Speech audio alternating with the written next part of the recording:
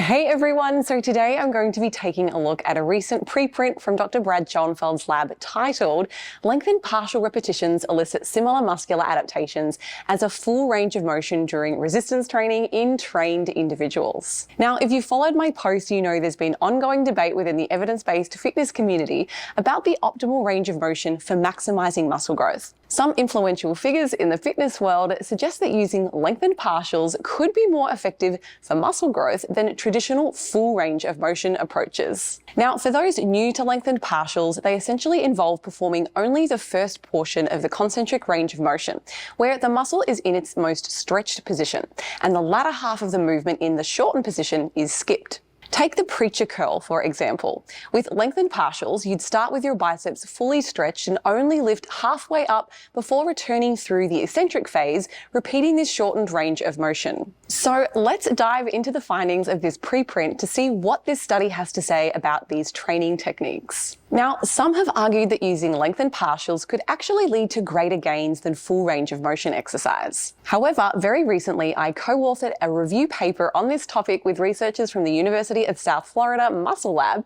and in our paper, we analyzed every study available at the time, specifically looking at how manipulating range of motion in resistance training exercise impacts muscle growth, using direct measures like MRI for muscle volume and B-mode ultrasound for muscle thickness. And our conclusion was, well, the evidence doesn't strongly support the idea that lengthened partials are superior to full range of motion exercise for muscle growth. Now, at the time, only 3 studies had directly compared lengthened partials to full range of motion exercise. One of these studies found no differences between the two approaches, while the other showed mixed results that varied depending on the muscle groups measured. We also highlight several limitations in the existing research on range of motion and muscle hypertrophy, suggesting that there's still much to explore before drawing any firm conclusions. Now, most of the studies have concentrated on lower body muscles, with very few examining upper body responses. Additionally, much of this research has been conducted in untrained individuals. Now, given these limitations and mixed findings, it's uncertain whether which training method, either lengthened partials or full range of motion, is genuinely optimal for maximizing muscle growth. Now, this brings us to the recent study from Dr. Schoenfeld's lab, which we are reviewing today. This research is particularly significant because it aims to fill the gaps in the existing literature. The researchers designed a study specifically to compare lengthened partials and full range of motion exercise across multiple upper body exercises and muscle groups in trained individuals. This study has gained quite a bit of attention, particularly due to the involvement of well-known fitness influencer Jeff Nippard, who many of you might recognize. Jeff is someone who's widely respected for his commitment to evidence-based practices in his rigorous, science-driven approach to fitness. So what exactly did they do? Well, the researchers recruited 25 resistance-trained individuals for this study, defining resistance training as having completed at least one upper body session per week for at least 80% of the past 6 months. They used a within-participant subject design, meaning each participant's arm were randomized to perform either a full range of motion exercise or a lengthened partial. This approach allowed for direct comparison within each individual, reducing the variability that might come from comparing the results of different participants. The participants trained 2 times per week for 8 weeks, with the only difference being the range of motion used for all exercises.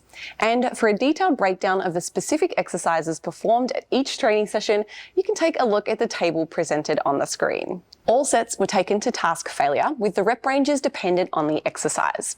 Some were in the 5 to 10 rep max range, while others fell into the 10 to 15 rep max range. The full range of motion condition involved performing a full range of motion as comfortably as possible, and when they were unable to complete another full range of motion rep, the set was then terminated. In the lengthened partial condition, the participants performed half repetitions, as I described earlier, about 50% of the full range of motion. The set ended when they attempted another lengthened partial but couldn't complete at least 50% of the full range of motion. Now, to assess changes in muscle size, the researchers measured muscle thickness using B-mode ultrasound on both the elbow flexors, which are the biceps, and the elbow extensors, which are the triceps. These measurements were taken at 2 sites, around 45 and 55% the distance along the upper arm, and were conducted at least 72 hours after the participants' final training session for the intervention. So what did they find? find? Well, according to the researchers' statistical analysis, there was no strong evidence to support that either the lengthened partial or full range of motion exercises were superior for muscle growth. In fact, both training methods yielded similar adaptations for the biceps and triceps. Now, if you take a closer look at the snapshot of the table I've included on the screen, you'll see the raw data changes for both muscle groups. On average, the biceps saw growth ranging from 0.12 to 0.18 centimeters, depending on the training condition and the measurement site. For the triceps, the average increase in muscle thickness ranged from 0.19 to 0.30, also influenced by the training condition and the site measured. Notably, there was a difference at one site for the triceps. The full range of motion condition led to an increase of 0.3 centimeters, while the lengthened partial condition resulted in a 0.19 increase. However, it's important to remember that with a modest sample size of just 25 participants, this difference didn't reach statistical significance. So, what are the key takeaways and how can we apply these findings to practical resistance training programs? Now, these results are quite intriguing. The data suggests that when using the exercises tested in this study, there are no statistical differences in muscle growth outcomes between lengthened partials and full range of motion training. This indicates that either method can be effective for hypertrophy. As for why one approach didn't yield superior gains over the other, well, there are several possible explanations. To date, numerous social media influencers have suggested that spending more time in a lengthened position is crucial for maximizing muscle gains. The theory is that performing lengthened partials can lead to superior increases in muscle size due to the extended time spent in a fully lengthened state. However, since this study did not find any statistical advantage of lengthened partials over full range of motion, it can be inferred that full range of motion provides a sufficient stimulus that is comparable to that of lengthened partials. Alternatively, one could argue that the 8-week duration of the study may have been too brief to determine a clear advantage between the two methods. It's also possible that with a longer time frame, we might have observed one technique gaining more noticeable edge over the other. However, this remains speculative and we don't have a definitive answer until more extensive long-term studies are conducted on this topic. Another important factor to consider is that most studies demonstrating superior outcomes for lengthened partials over full range of motion, or even compared to shortened partials, were conducted on untrained individuals. This suggests that in trained individuals, the stimulus provided by lengthened partials may not have the same degree of an effect as it does to those who are untrained. Now, to truly understand how training status might influence the effectiveness of one range of motion over the other, we would need several well-designed studies specifically involving trained individuals. Only then can we draw meaningful conclusions of the impact of training experience on muscle growth adaptations. So here are my practical takeaways. In trained individuals, both full range of motion training and lengthened partials have been shown to effectively promote muscle growth over an 8-week period, at least within the context of this study.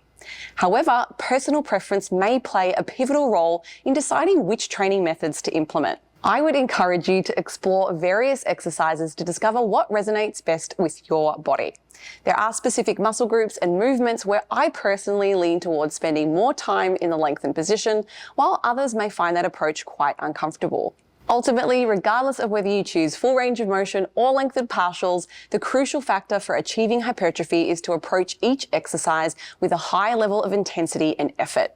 Your dedication and engagement during training are what will drive your results, so focus on maximizing your effort no matter which technique you decide to use. Thanks so much for tuning in, folks, and if you have any questions or thoughts about today's discussion, feel free to drop a comment below. I'd absolutely love to hear from you. And if you're interested in taking your training to the next level with one-on-one coaching, please don't hesitate to reach out by visiting my website at beabody.com.